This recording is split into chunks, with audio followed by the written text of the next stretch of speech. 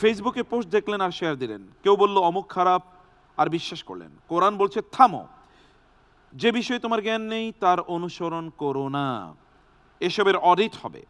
এই নিষেধাজ্ঞার আওতাধীন আয়াতে কোন তিনটি অঙ্গের জবাবদিহিতার কথা বলা হয়েছে?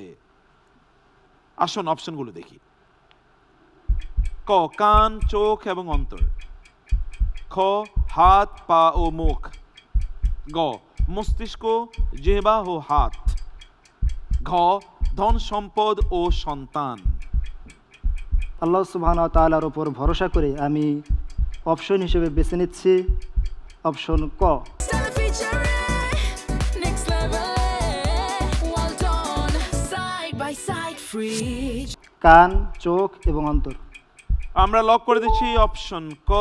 সিস্টেম বলছে এই উত্তরটিও যথাযথ ছিল।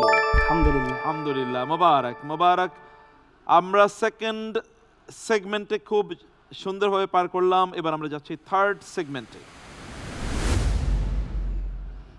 এই সেগমেন্টে আমরা কোরআনিক ওয়ার্ড, একটা গুরুত্বপূর্ণ শব্দ আপনাকে জিজ্ঞেস করব, সেই শব্দের যে কনোটেশন আছে, গূঢ়ার্থ আছে, সেটি আপনাকে তুলে ধরতে হবে। চলুন আমরা প্রশ্নটি দেখে নেই। দুনিয়ার bank balance, degree, follower, status সবই হয়তো আপনাকে সম্মান এনে দেয়, কিন্তু কিয়ামতের আদালতে এগুলোর কোনো দাম থাকবে না। সেখানে আল্লাহ তাআলা একটি জিনিস খুঁজবেন, একটি হৃদয়। কিন্তু কেমন হৃদয়? চলুন অপশনগুলো দেখি। ক লোকের কাছে গ্রহণযোগ্য হৃদয়। খ সাহসী ও শক্ত হৃদয়। গ ত্রুটিমুক্ত বিশুদ্ধ হৃদয়। ঘ সব সময় অ্যাক্টিভ থাকা হৃদয়।